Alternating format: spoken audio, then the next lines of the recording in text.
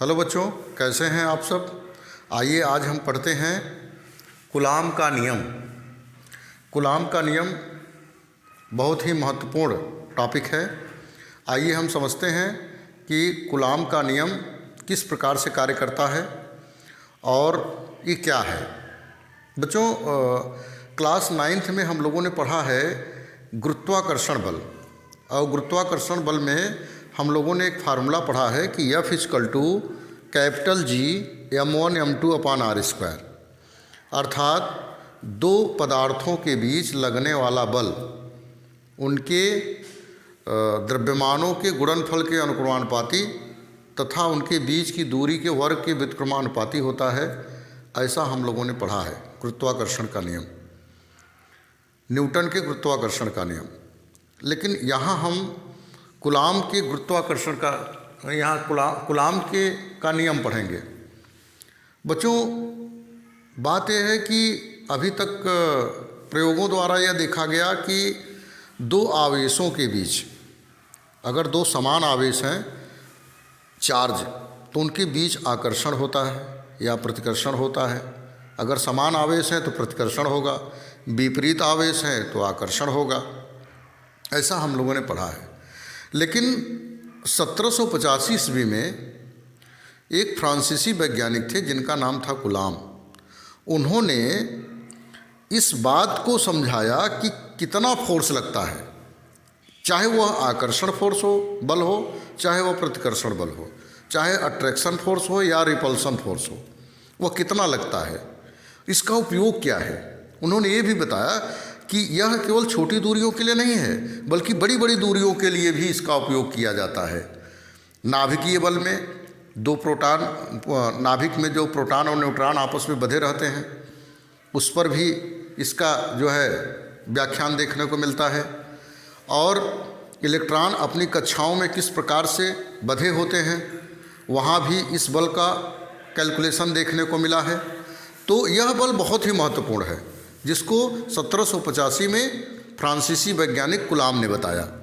तो आइए देखते हैं फ्रांसीसी वैज्ञानिक कूलाम ने क्या बताया। उन्होंने बताया कि किन्हीं दो स्थिर बिंदु आवेशों के बीच, मान लीजिए कोई दो स्थिर बिंदु आवेश मैंने ले लिया, यहाँ पर कोई एक बिंदु है, यहाँ पर दूसरा बिंदु है। यहाँ मैंने मान लिया कि Q1 और यहाँ पर मैंने मान लिया क्या, Q2, और इनके बीच की जो दूरी है वो मैंने मान लिया क्या है बच्चों, R है। उनके बीच की दूरी क्या है, R है। तो कूलाम ने बताया कि किन्हीं दो स्थिर बिंदु आवेशों के बीच, ये जो बिंदु आवेश हैं उनके बीच लगने वाला जो बल है, इनके गुणनफल के अनुक्रमानुपाती तथा इनके बीच की दूरी के वर्ग के व्युत्क्रमानुपाती होता है। इसीलिए मैंने आपको पहले बताया कि न्यूटन के गुरुत्वाकर्षण का नियम उसी पर सेम टू सेम मिलता हुआ है। लेकिन अब आप कहेंगे सर अंतर क्या है। पहला अंतर तो यह है कि वहाँ द्रव्यमान लेकर बात किया है न्यूटन ने। दूसरा अंतर यह है कि द्रव्यमानों के बीच केवल आकर्षण होता है, प्रतिकर्षण नहीं होता है। आवेशों के बीच आकर्षण और प्रतिकर्षण दोनों होता है। यहाँ मैंने दो कूलाम आवेश लिया है, Q1 और Q2। तो देखिए, अगर ये प्लस प्लस है तो प्रतिकर्षण होगा, माइनस माइनस है तो प्रतिकर्षण बल होगा, प्लस माइनस है तो आकर्षण बल होगा। तो Q1 Q2 मैंने लिया है। तो कूलाम के नियम के अनुसार इनके बीच लगने वाला जो बल है, इनके आवेशों के गुणनफल के अनुक्रमानुपाती होता है। ये जो उन्होंने स्टेटमेंट दिया उसी के अकॉर्डिंग हम चल रहे हैं। गुणनफल मतलब यहाँ इन दोनों के बीच में मल्टीप्लाई रहेगा। तो दो आवेशों के बीच लगने वाला बल इन आवेशों के गुणनफल के अनुक्रमानुपाती होता है तथा इनके बीच की दूरी जो R है, इसके वर्ग के व्युत्क्रमानुपाती होता है। समीकरण 2, समीकरण 1 तथा 2 से, समीकरण 1 तथा 2 से, समीकरण 1 तथा 2 से जब समीकरण 1 और 2 को मिलाया गया तो हुआ Q1 Q2 अपान R²। ये हमको प्राप्त हुआ। और बच्चों, जैसे ही कूलाम ने इस प्रोपोर्शनैलिटी को हटाया, इसको समानुपाती चिन्ह को हटाया, तो उसको प्राप्त हुआ एक समानुपाती नियतांक जिसे K कहा गया। Q1 Q2/r²। सभी नियतांकों को यहाँ मैं लिख दिया हूँ आपको समझने के लिए। तो कौन सा नियतांक प्राप्त हुआ? K। अब यहाँ हम लिख देंगे जहाँ K, स्मॉल k मैं लिख रहा हूँ, जहाँ K समानुपाती नियतांक है, अनुपाती नियतांक है। यह बात मैं वहाँ लिखा हूँ, नियतांक है, यह बात मैंने लिख दिया, समानुपाती नियतांक। अब इसके बाद क्या हुआ कि प्रयोगों के द्वारा यह मालूम हुआ कि समानुपाती नियतांक का मान क्या होता है, और इस प्रकार कूलॉम ने समानुपाती नियतांक का मान निकाला कि 1/4πε0 प्रयोगों के द्वारा। और जो Q1 Q2 है हमारा अपान r², वो तो रहेगा ही। अब देखिए, ये देखिए दूसरा फार्मूला हमारा बनके तैयार हो गया। जो मैं ब्रैकेटेड कर रहा हूँ वो कूलॉम द्वारा दिया गया फार्मूला है, उस पर न्यूमेरिकल आपसे पूछा जाएगा, या इस फॉर्म में पूछा जाएगा, इस फॉर्म में पूछा जाएगा, या हम और फॉर्म आपको बता रहे हैं।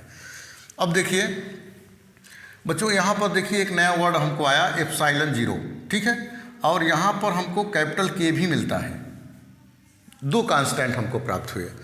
तो जहाँ यहाँ लिखेंगे, जहाँ ε0 जो होता है उसे हम कहते हैं permittivity of free space, permittivity of free space, जिसकी हिंदी होती है विद्युतशीलता, निर्वात की विद्युतशीलता, निर्वात की विद्युतशीलता। यहाँ मैं लिखा हूँ निर्वात की विद्युतशीलता, दो बार लिखने से कोई मतलब नहीं है, यहाँ मैं लिख दिया हूँ। जहाँ ε0 जो है वो निर्वात की विद्युतशीलता है, जिसकी वैल्यू जो होती है बच्चों वो होती है 8.85 × 10⁻⁻12 कूलॉम स्क्वायर पर न्यूटन मीटर स्क्वायर। ये बात आपको याद रखना पड़ेगा। अब देखिए, और कैपिटल K क्या है बच्चों? यहाँ देखिए मैं कैपिटल K लिखा हूँ, तथा कैपिटल K क्या है? कैपिटल K जो है वह है डाई इलेक्ट्रिक कांस्टेंट, जिसे परावैद्युतांक कहते हैं। क्या कहते हैं? परावैद्युतांक, परावैद्युतांक इसे कहते हैं बच्चों परावैद्युतांक। परावैद्युतांक जो होता है निर्वात अथवा वायु के लिए, इसका मान हमेशा 1 होता है। निर्वात अथवा वायु के लिए हमेशा क्या होता है? 1 होता है। यहाँ लिख देंगे निर्वात K = 1, निर्वात या वायु के लिए, वायु के लिए। तो ये फार्मूला हमको मालूम है, लेकिन अगर निर्वात और वायु की बात हो तो तुरंत आप वहाँ K की वैल्यू क्या लिख देंगे? 1 लिख देंगे। अब देखिए ध्यान दीजिए कि इसका फार्मूला हम इस फॉर्म में भी लिख सकते हैं कि 1/4πε0 K, ठीक है। एक फॉर्म और बता दें इसके बाद, F = 9 × 10⁻9 Q1 Q2/r²। ये देखिए एक कूलॉम का अगला फार्मूला है, क्योंकि बच्चों इसका जो वैल्यू होता है 1/4πε0 की प्रयोगों द्वारा ये निकाला गया है 9 × 10⁻9 होता है, 9 × 10⁻9। जब भी हम न्यूमेरिकल सॉल्व करेंगे तो 1/ε0 की जो वैल्यू आएगी 9 × 10⁻, हम 9 वहाँ लिखेंगे और हम न्यूमेरिकल सॉल्व कर लेंगे।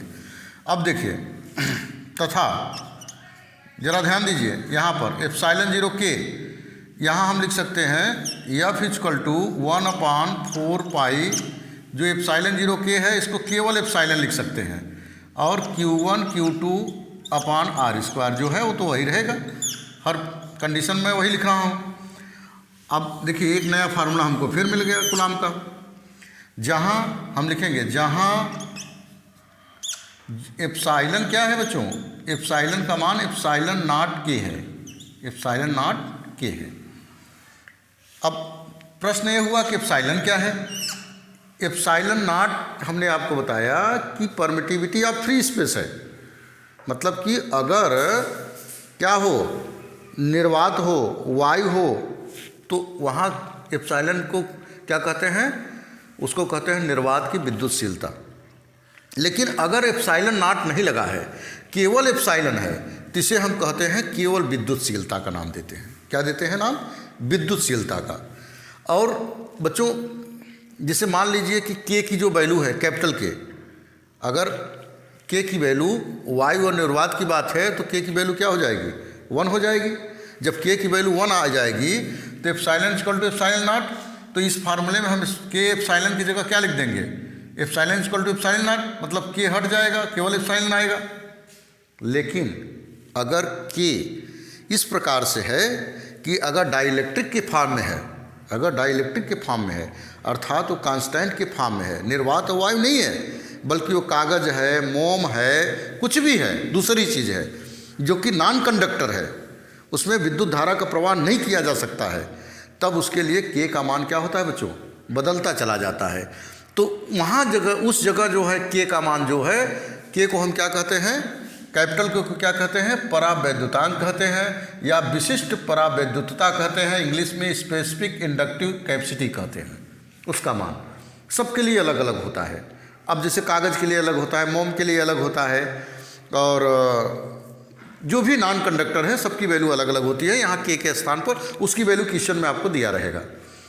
और एक चीज़ और जान लीजिए कि मेटल के लिए, धातु के लिए के की वैल्यू इनफाइनाइट होती है। मेटल के लिए के की वैल्यू क्या होती है? इनफाइनाइट होती है। इस बात को आपको ध्यान में रखना है।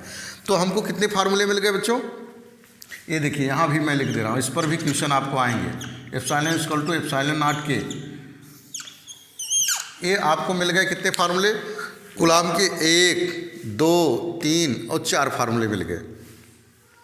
और इन 4 फार्मूलों में एप्सिलॉन 0 के और एप्सिलॉन में जो रिलेशन होता है उस पर भी न्यूमेरिकल आते हैं। तो एप्सिलॉन क्या है? केवल क्या है? केवल विद्युतशीलता है। और एप्सिलॉन नॉट क्या है? वायु या निर्वात की विद्युतशीलता है। और के क्या है? डाइलेक्ट्रिक कांस्टेंट है या परावैद्युतांक है। उस परावैद्युतांक को हम क्या कहते हैं बच्चों?